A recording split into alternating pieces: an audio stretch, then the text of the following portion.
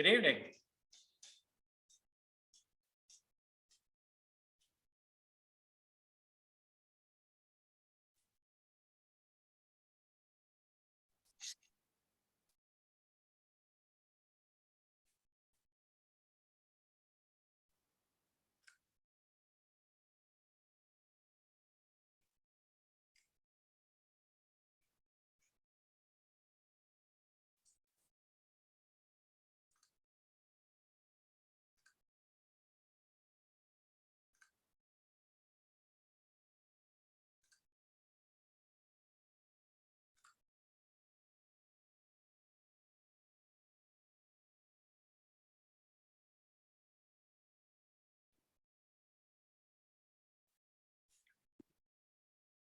Good evening.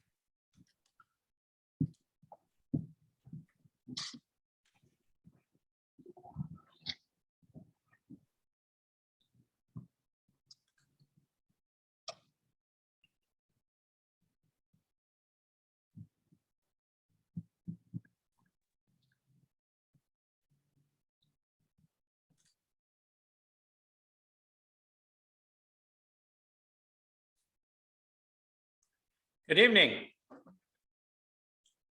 Hi.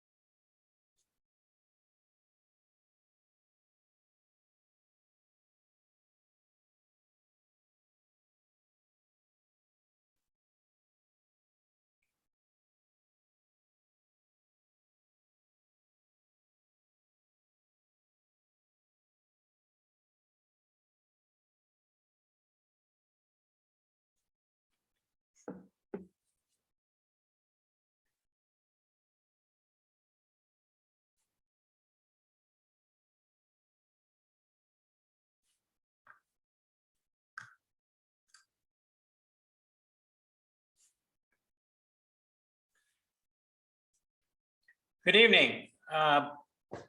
Jamie's not going to be with us tonight, it looks like, but we will get started here in just a few minutes. I'm going to give people about 4 more minutes to get signed on, and then we'll get going.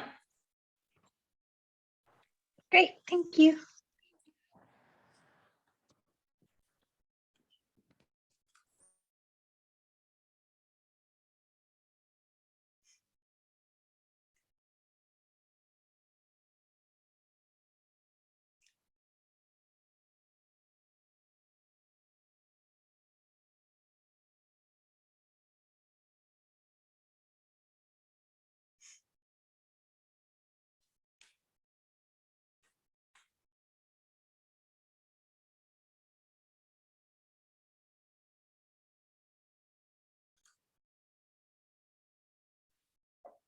Good evening. Well, hopefully you folks can see me here on the screen.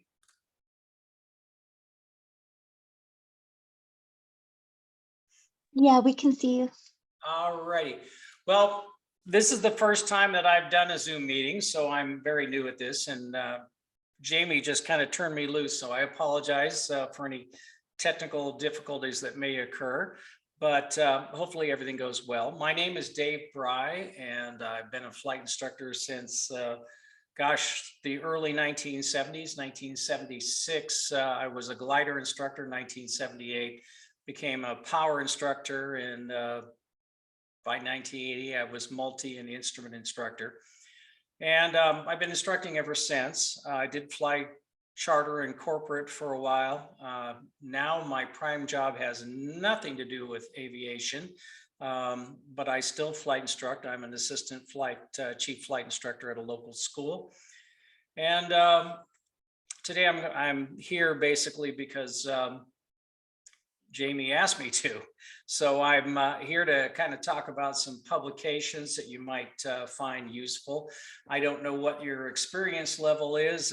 My understanding is some of you are learning how to fly, and some of you are already established pilots.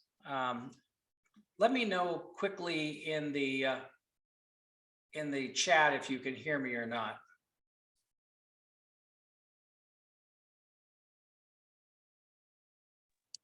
I can hear you. You can hear me? Okay, because some folks are saying that they can't. So, all right, great. At first we couldn't, but now I think everyone can now. All right, awesome. Thank you. Appreciate it. All right, so it looks like everyone who's going to be here is here. So let's go getting started. I'm more used to doing training where I can actually be in a room and hear responses and see people and so forth. So this will be interesting. So, hey, let's get started. Let me go ahead and share my screen, and we'll get through to the presentation. You should be able to see a screen that says, welcome to Dave's Aviation Book Club. So if somebody could give me a quick shout out and tell me if they see that, then that'll be awesome. I can see it. Awesome. All right, let's get moving on. So we're going to talk about FAA publications that all pilots need to know about, but especially those that are involved in either receiving training or giving training.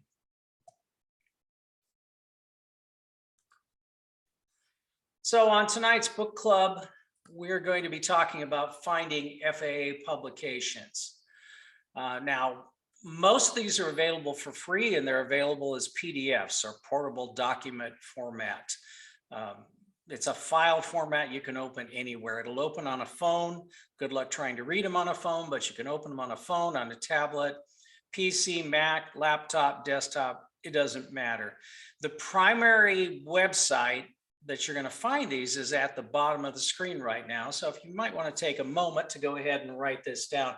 Now, I am going to save this later on as a video, and I'll post it to my YouTube channel. If you search for David Bry, you'll find my YouTube channel, and it'll be up there. It'll be the most recent posting, but that will happen probably either later tonight or tomorrow that I'll post it.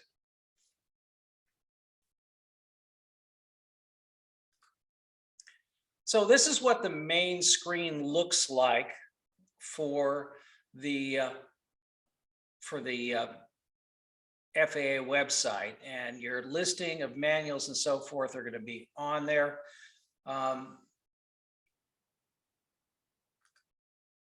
Now, to view them, as I said, you can open them on just about on anything. Acrobat, Adobe Acrobat is a common viewing platform. Preview is common on iPads and on Macs. On all computers, Google Chrome will open PDFs, Microsoft Edge will open them, as well as Apple Safari browser on the Mac. Viewing on tablets, all tablets that I've had anything to do with will open PDFs natively, so no problem there. Some of you may want to view them on ForeFlight. That's my personal choice for viewing any PDF, is to put it on ForeFlight. If it's aviation related, it's going on ForeFlight. I move the PDFs over there. I organize them into folders so I can find them quickly. I'm going to show you later on how to do that.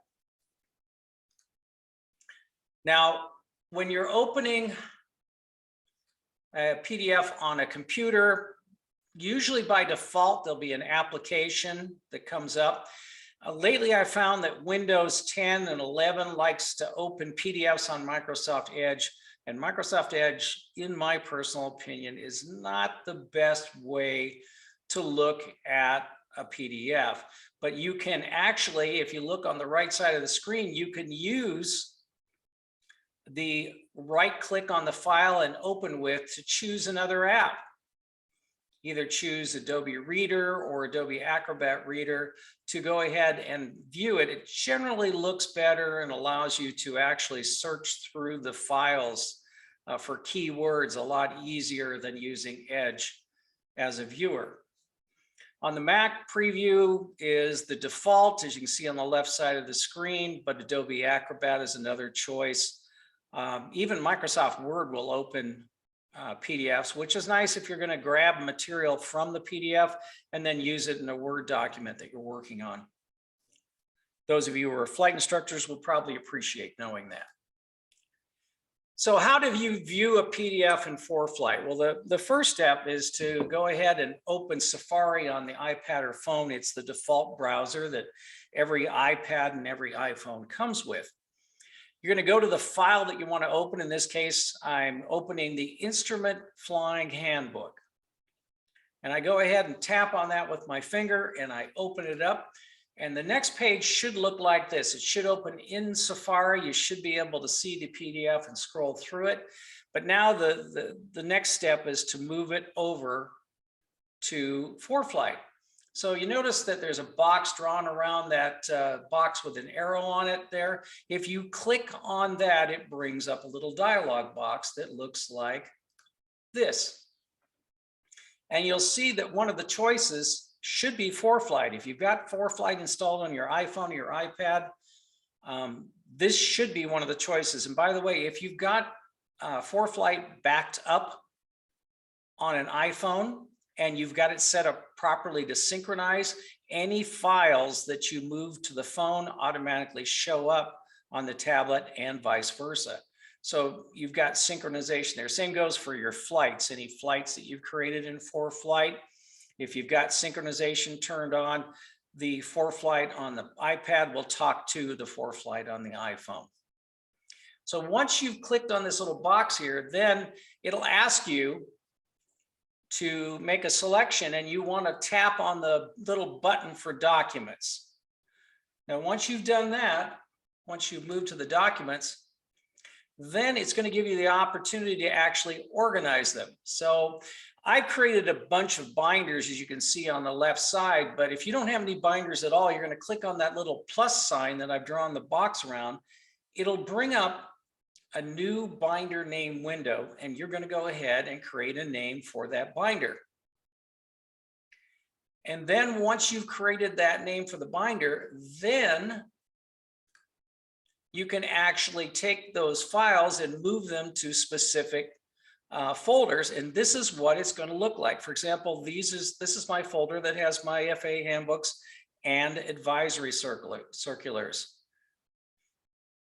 So organization's the key. I mean, you could put everything all into one binder on your ForeFlight, but good luck trying to find things in a hurry. So you can see on the left, I've got ACS just in one binder all by itself, the AIM, the chart supplements in another binder, all the way through POHs and multi-engine land documents and so forth. And there's actually a few more folders that aren't showing up because you'd have to scroll down to see them on the bottom of the screen.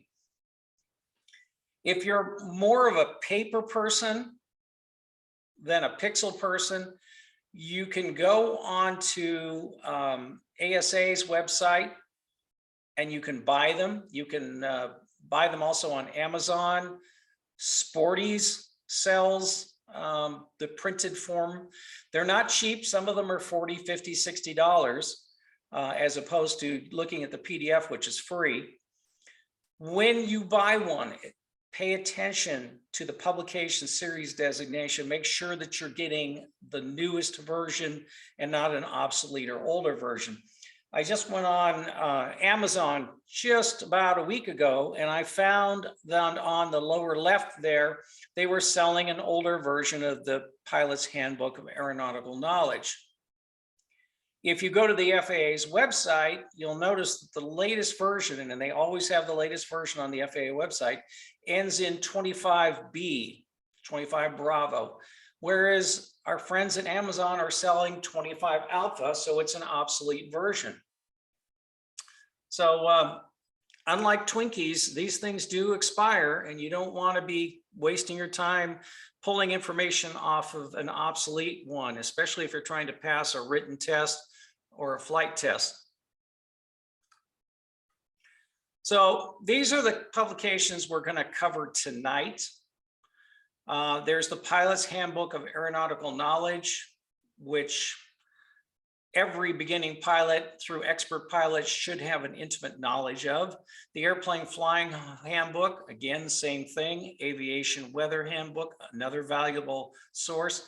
The Aeronautical Information Manual, or the AIM for short. And then lastly, the chart supplements, which I grew up knowing them as the Airport Facility Directory, but they're now known as a chart supplement. So again, the publications, and these are the covers, and these are the most current versions.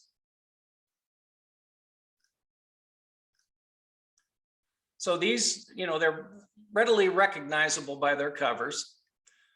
Again, these are not all the publications the FAA has, but these are the ones that everyone should have at least as a primary source. Again, there's a lot more where these come from.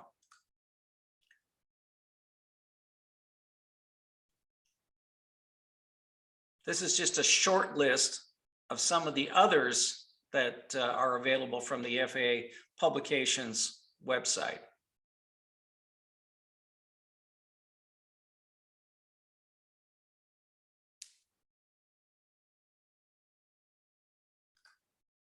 So let's talk about the PHAC.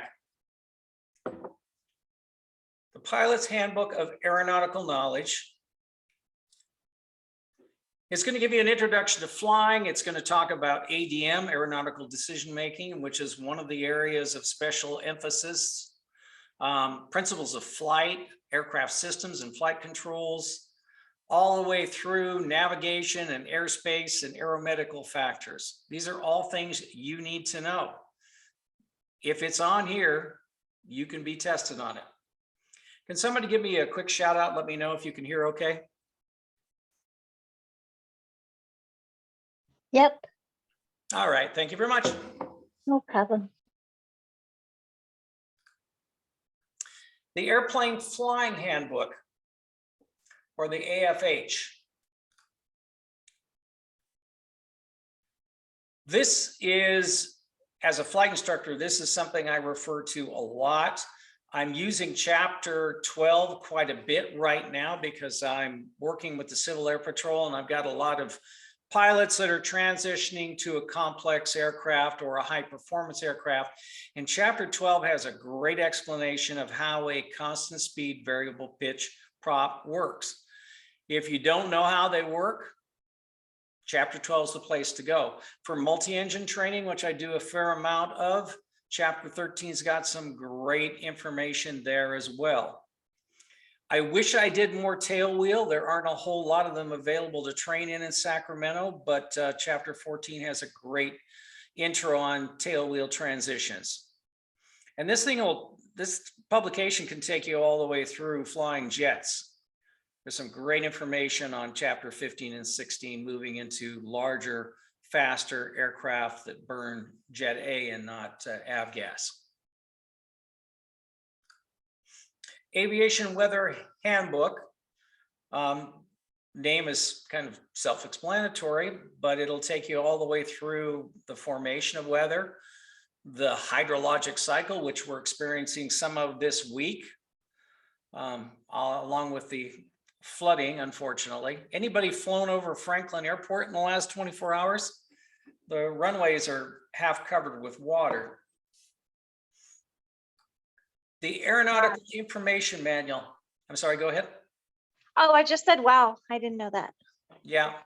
Yeah, that whole area is pretty bad. Also, Wilton. Wilton's got a lot of flooding going on. We have friends that have a farm out in Wilton, and the only thing above ground on their property is their house. Everything else is under a half a foot to a foot of water. Oh. Which is not a good thing. I unfortunately saw some horses that were drowned the other day when I was out running. There was pasture that had some that didn't make it through Saturday's storm. But I digress. The Aeronautical Information Manual. Now, it's not regulatory. It's not like the FARs. It's not regulatory. However, there's a lot of good information there, which reflects, basically proper operational techniques and procedures. And even though it's not regulatory, if you were involved in some kind of a mishap, I can just about guarantee that the FAA is going to pull the AIM out and see what parts of the AIM you didn't comply with.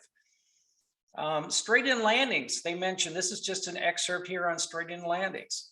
They discourage VFR straight-in approaches to landings. Now, I was at Byron recently and a 172. I was in the pattern, and there was a person in a Piper Meridian, which is a single engine turboprop, doing about 135, 140 knots on a straight in and not talking on the radio.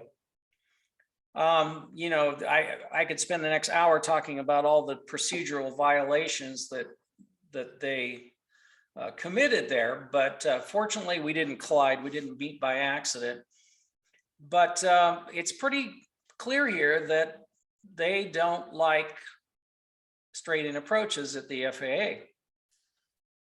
And you don't have priority other aircraft in the pattern. In fact, the lowest airplane has priority. So if you're on final and you're lower than some guy coming in straight in or whatever, even if you're on base and you're lower, you still have the priority.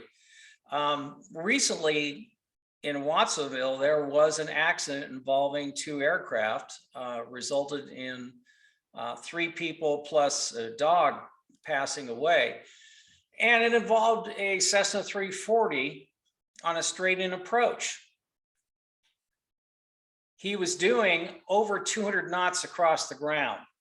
So if you figure he was going into a slight headwind, he was actually going well over 200 knots airspeed-wise. This is an airplane that should be stabilized at about 117 knots indicated with full flaps and gear down. So there was definitely some procedural errors there. I'm not sure how that pilot expected to get the thing slowed down and touch down anywhere on runway 20. But he collided with a 150 that was in the pattern, 150 or 152 that was in the pattern, unfortunately. And this was their final radio transmission, and it's quite sad. They talked, had one last conversation on there, said he was looking, but at that speed, at that closure rate, he didn't leave himself a lot of options for seeing traffic because of that extreme closure rate. The 152 saw him and said, I'm going to initiate a go around. And he started to go around, but the twin Cessna 340 pretty much hit him from behind. Unfortunately, this picture was taken by somebody just before the collision. Too little too late on the attempt to avoid. The poor fellow on the 152 didn't stand a chance. So moving on to a little more pleasant subjects, the chart supplement, which I grew up knowing as the Airport Facility Directory. This is where you're going to find some pretty good information on airports. It's arranged by parts of the United States. You can find it very easily online. It is not on the FAA's main publications website, but if you Google FAA chart supplement, you will go to the page that has it. You'll search then by the region. We're in the Southwest here in California. And once you're on there, then you can download it as a PDF and stick it on your ForeFlight or look at it on your computer. Great information in there. Traffic pattern, altitudes, hours of operation if there's a tower, hours of operation for airport management.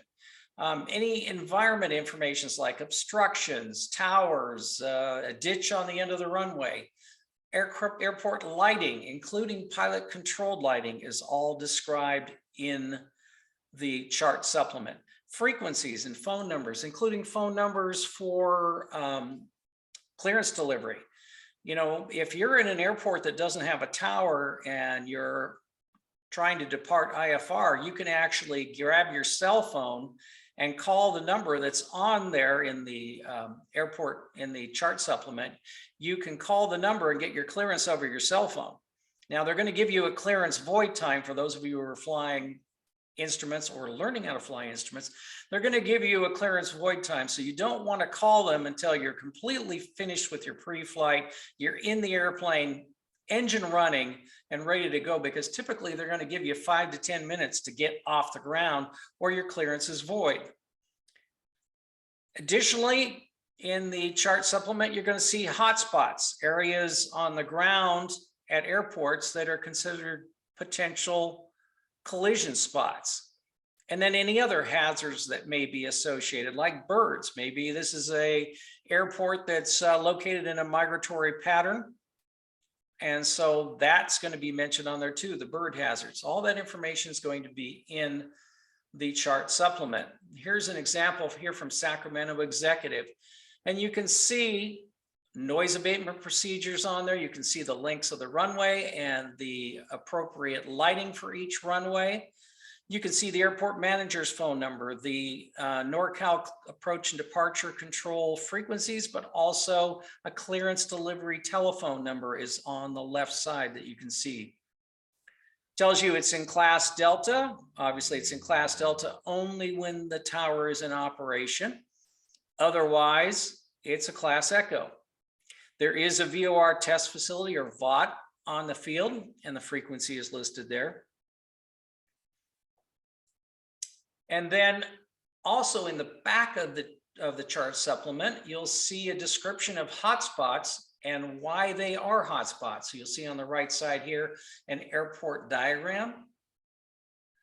You'll see the 2 hotspots that are outlined there with red squares. And then you'll also see the reason that they exist. Hotspot 1 is because you've got Alpha, Bravo, and Mike all intersecting with each other, and sometimes pilots are told to go on Bravo and they go on Alpha instead, so there's a potential for collisions there.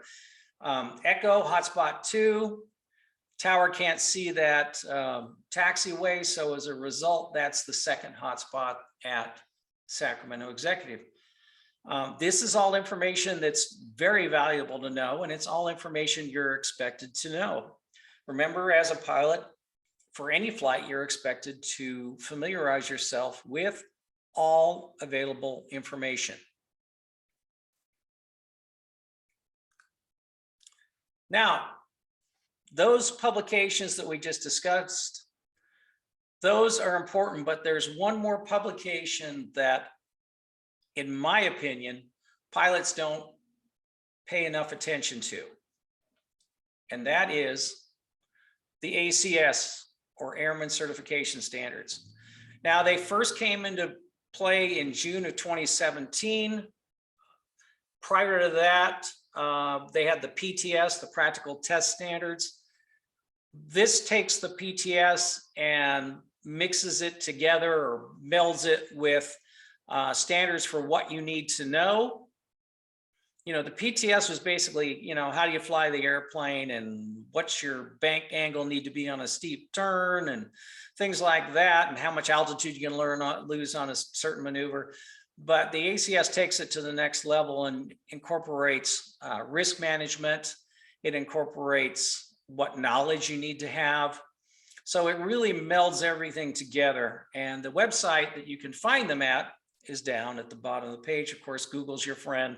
You can also find it by Googling the Airman Certification Standards. Currently, they exist for just about every license you could get. Initially, they were just available for the private and the commercial, and eventually they rolled them out for the other licenses as well. So it divides certification standards into elements. What you need to know to pass a check ride, your demonstration of aeronautical decision-making, or ADM, what you need to consider for managing risks. You know, the FAA is big on risk management. We don't eliminate risk, but we sure better manage risks. And then lastly, flight proficiency, which is based on the old PTS or practical test standards. Your ability to fly in accordance with the standards is what you're being measured on. So you have to know, you have to consider, in other words, ADM, and then you have to perform the maneuvers to the standards. That's your responsibility. That's the requirement for passing a check ride. So if you're in training, if you've been trained but are planning on going for advanced certificates, or if you're providing training as an instructor, you should be very familiar with the ACS. So it clearly tells applicants, instructors, and evaluators what you need to know, what you need to think about, what you need to do. It shows each area of operation. It shows what knowledge you need to have, how to manage risk, and what skill elements are required. And it comes right down to telling you what the expectations and behaviors for risk management are. By the way, it also tells you what the examiner is allowed to do. I'll give you an example for that. On multi-engine check rides, the examiner will pull one engine back to idle. They won't shut the engine down in flight, at least not close to the ground. There will be a complete shutdown that happens up at 3,000 to 4,000 feet up, but down low after departure, they are required to pull an engine back to idle soon after takeoff. Well, they're not allowed to do it below 408 feet AGL. So if you're an examiner that's pulling them at 150 or 200 feet, there's a serious problem there, and you need to know what what is allowed and what is not allowed, and speak up. Speak up before they put your life in any grave danger. And then they used to have special emphasis areas that the FAA published, like areas of special emphasis involving runway incursions, and you probably know about the positive exchange of controls that started out as a special emphasis item. Well, those items from the PTS have now become part of the ACS. So there is no separate special emphasis article. It's all in the PTS now. So it's like one-stop shopping. You're going to find all your standards for the knowledge exam and for the practical test in the ACS. And there's kind of a flow to the whole thing. So the FAA actually has some logic to what they're doing here. We're going to start with the ACS, and the ACS gives us the standards, but then the FAA publications give us the guidance how to meet those standards. And then those two are used to formulate test questions for your airman knowledge exams. So everything kind of works together. Now, if you've taken a written test, you might have seen something like this on your test report. And you may, I know I have, you may have wondered what it means. It's like, what is this all about? What is this stuff about? What do these magic codes mean? Well, bless their heart, the FAA actually does have an explanation, and I will give you that explanation here in a minute. Now, this is an example of an airman knowledge test report. Notice this person doesn't have any codes on the bottom. Well, that's because they got 100%. So you only get codes for incorrect responses. So for the rest of us that didn't get 100% like this person, we're going to see some codes on the bottom. So here's an example here of somebody got a 93% on a private written. And one of the codes was that PA 3A K8. And if you go through the ACS, you'll find that defined in there. That's where you find your definitions for the things you missed. So let's break it down. So the PA means it's a private pilot airplane. The 2 means it's pre-flight procedures. The D is taxing, that's the task that you're given. And the K1 is defined as current airport aeronautical references and information resources such as chart supplement, airport diagrams, and NOTAMs. And this is a page right out of the private ACS, and you can see right here, PA2, D, K1. So it's pretty easy to determine which areas you need to study on your written test. If you failed your written test, or if you didn't get 100% on your written test, it's pretty easy to figure out what areas you were found deficient. And your instructor is responsible for making sure that you were instructed in those areas that you're deficient in.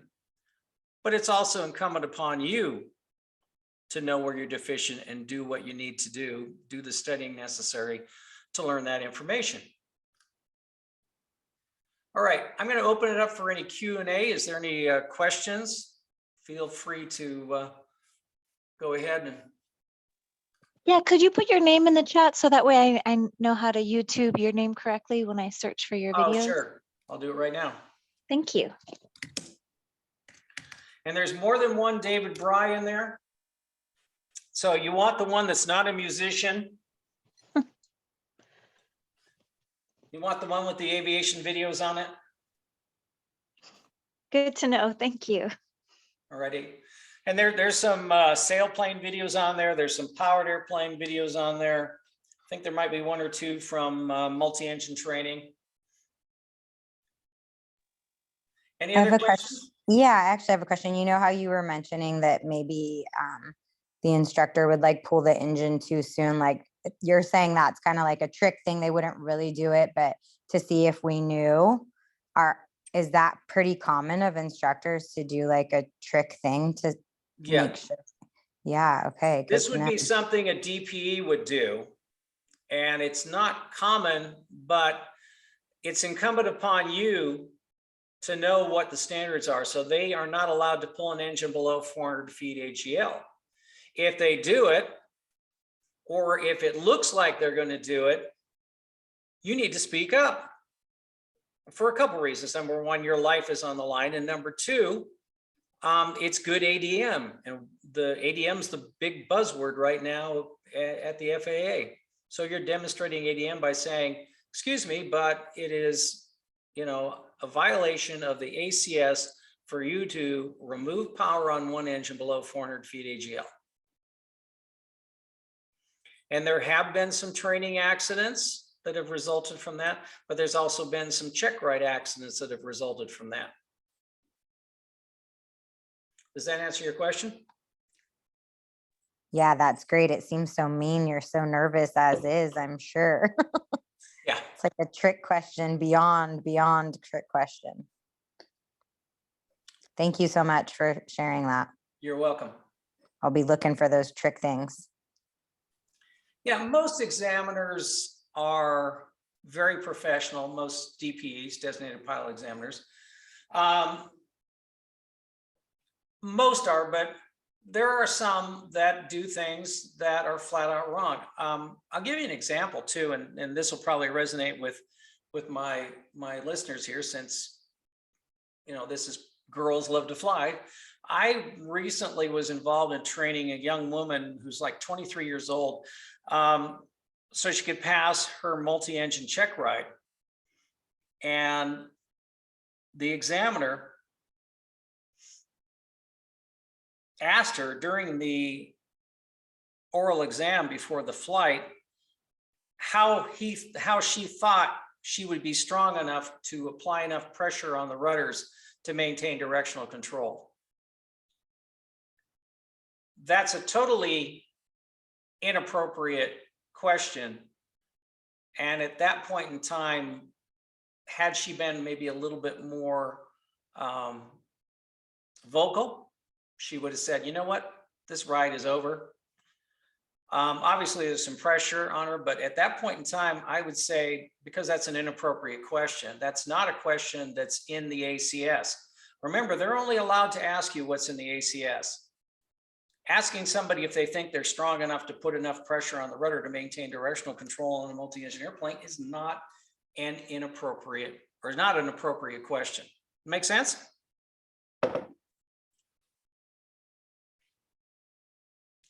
So Jackie Tozer asked, will the slides be available? It'll be a video. Anybody there? Very quiet here all of a sudden. We're here. Thank you. Okay. Thank you so much for teaching us.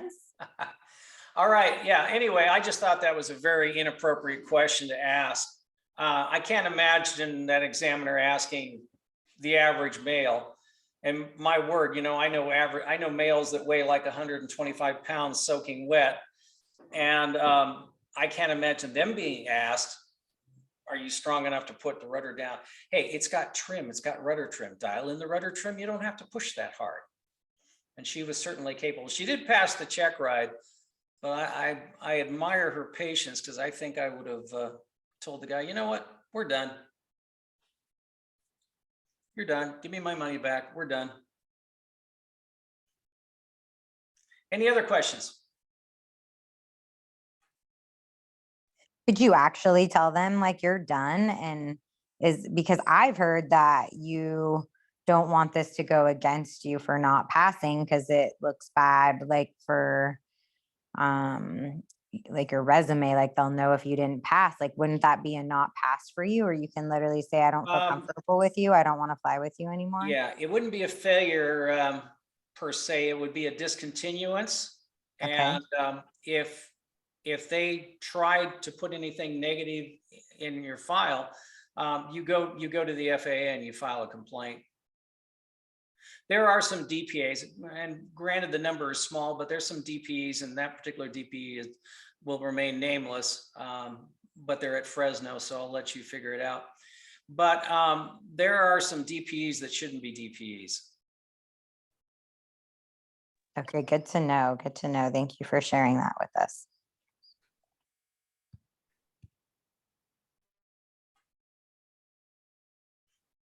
Anything else? So feel free to join in. Chime in and tell me what your experience levels are, because I wasn't really sure what the experience levels were when I was talking to Jamie. I'm just a student pilot trying to work on my private and then ultimately to my commercial. Okay, that's Anaya. Yes. Did I pronounce your name right? Yes, you did. All right. Well, I got something right today. It's a good day. So is this helpful at all? Did you know about these publications? This is very helpful, and no, I did not know about many of them. So thank you. I really appreciate it. And as I mentioned, there's a lot more, and you can go on that FAA website for publications. There's a lot there, and I love the fact they're free, because when I learned how to fly, you had to buy the book. Now, granted, back then the books were only like, 15, 16 bucks. Now they're like 30, 40, 50, but in some cases, depending on where you buy them. But I like the fact that they're free as PDFs. And I like the fact I can stick them on my iPad in ForeFlight and organize them and be able to refer to them quickly. I am not going to carry 45 pounds of FAA handbooks around with me, but 2 pounds for an iPad, yeah, I can handle that. How many of you are on ForeFlight? You can either answer vocally or over your, or in the chat, but how many of you are on ForeFlight? I am. Was that Sure. helpful at all? Was that helpful Yeah, at all, knowing how to organize them? yeah. Because I see a lot of students that have figured out how to get the PDFs onto ForeFlight, but they don't have them organized. And so they have like 30 or 40 PDFs in one binder rather than dividing them up into, 6, 7 binders. So I like to have one binder for all my POHs. I like to have one binder for instruction. I like to have one binder for ACSs, one for FARs, and on down the line. Just break them up. And as I mentioned earlier, if you're on the iPhone as well as the iPad, and you're using the iPhone to back up your ForeFlight, then you can set them up so they synchronize everything. So if you create a flight on one, it shows up on the other. So you can do your flight planning on your iPhone. Granted, it's a small screen, and then lo and behold, that same flight shows up on your iPad when you're ready to fly. And if you're really cool, your airplane will have an interface on it where you can dump those flight plans from ForeFlight on the iPad onto the aircraft's avionics instead of having to manually input everything. Like everything else in aviation, all it takes is money. So true. You said you were on YouTube under David Bry, but I can't, there's so much stuff that came up and not you. What would it All be, right. David Bry? Like what? Let me see if I can, Send Like us your I- link. let me see if Like I I can went- share my screen and, Okay, cool. Like all this kid stuff and like Kobe Bryant came up, everything but you. all righty.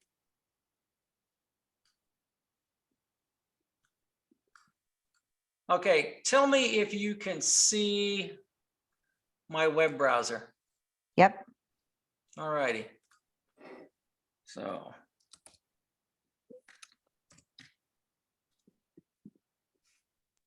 I can't. Let me see part. Yeah, we'll stop about that. And let's go.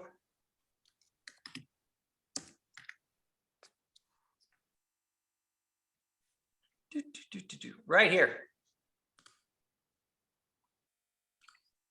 David. There you go. Okay.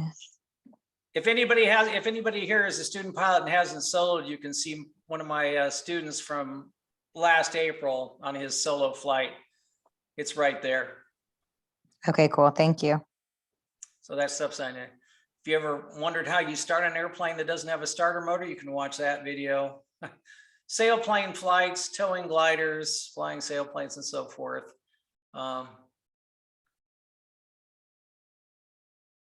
Flying an airplane with the doors off with my 6'6" son. Stuff like that. Wow, 6'6". How tall are you? Oh, 5'9" on a good day. 5'9" on a good day. Yeah. Yeah. This is back from 2013.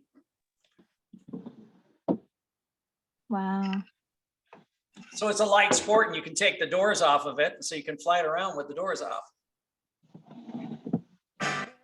That's cool.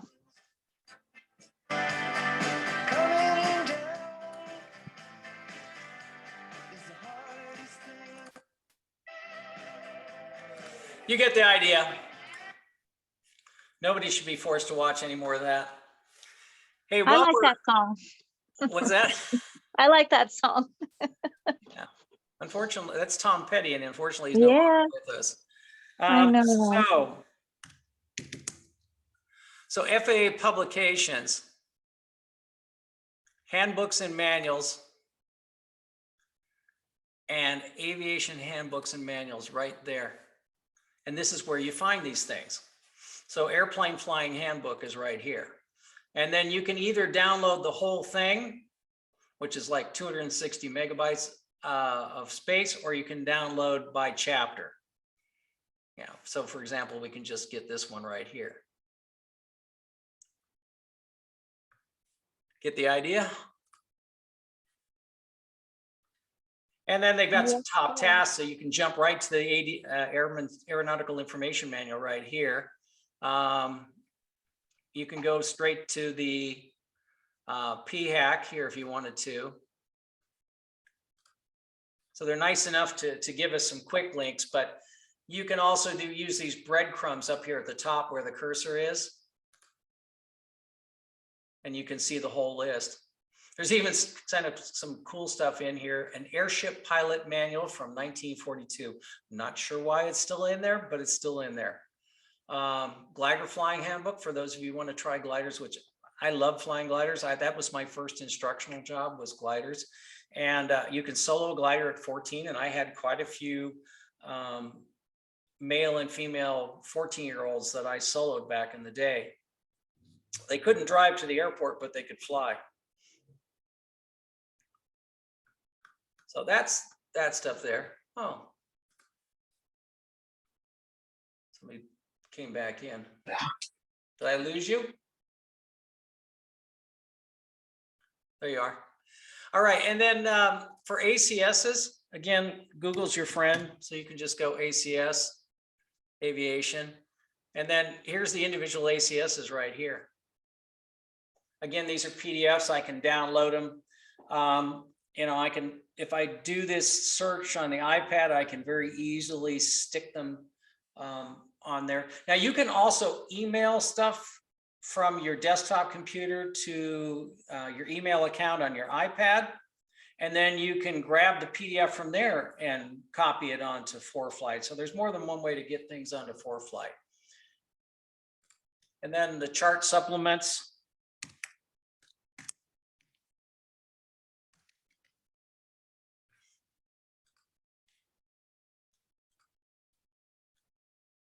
So you actually have to go to the application. See this little link right here where the cursor is?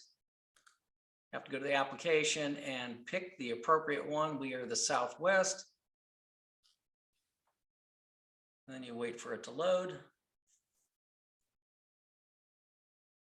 My poor internet is stressed between Zoom and trying to find things.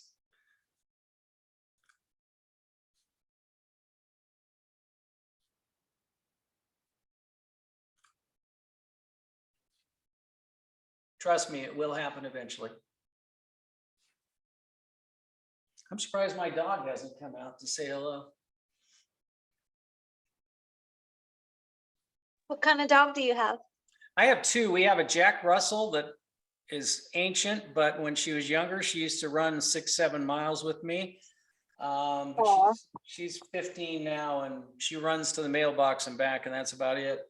And then we have a long-haired Chihuahua that's blind in both eyes and deaf, but she finds her way around the house by sniffing, and like she knows where I am. She also knows when it's time for me to come home from work, because apparently dogs measure time in diminished smells. So the longer you've been away from home, the less they can smell of you. So when I come home from work, I have to be careful, because sometimes she'll park herself on the door between the garage and the house. And if I open the door too fast, it's not good for her. Oh. Yeah, first time I did that, I actually sent her 5 or 6 feet across the floor. Like, oh, I'm so sorry. I didn't mean to do that.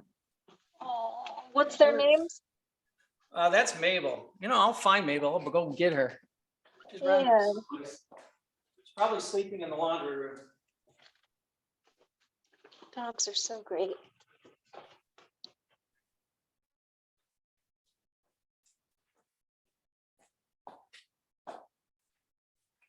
This is Mabel. Oh, hi. What a So- cutie. Oh.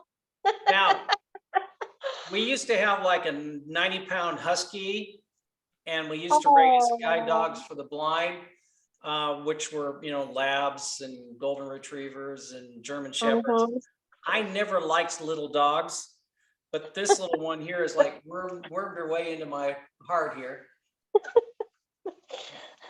I'm the same. I wasn't really a little dog fan until my place didn't allow big dogs. And so I was volunteering at this shelter And this dog, I swear, was my cat reincarnated. And they were going to put him down because he had been there too long. So I went to go rescue him and they threw the other one in too. So I went from not wanting any dogs to coming home with 2 little ones. And I'm so glad I did. Yeah, she's you can you Aw. can see her on the screen though, huh? Yes, she's so cute. Yeah, so she's about 13.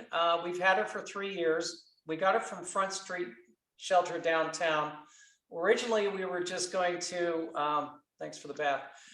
Originally, we were just going to foster her, but Mhm. after a week of fostering her, I contacted and said, you know what, we just want to adopt her. You fell in love.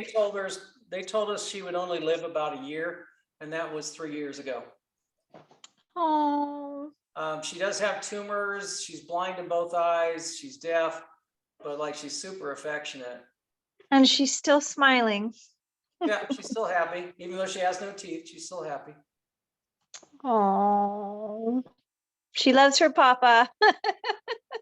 So Yeah. cute. No, she loves my wife too. But yeah, like I said, I didn't like little dogs, and now I have a little dog. Like a really little. Yeah. She's only about 6 Well, pounds when we got her. you know, the cool thing about little dogs, I like big dogs too, but the cool thing is I was at the beach the other day and this poor guy couldn't get his big, huge dog in the car because the dog didn't want to leave the beach and everyone was honking at him.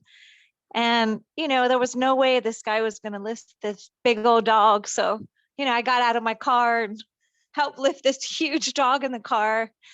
And so that's the good thing about little dogs. Is you never have to worry about. Awesome.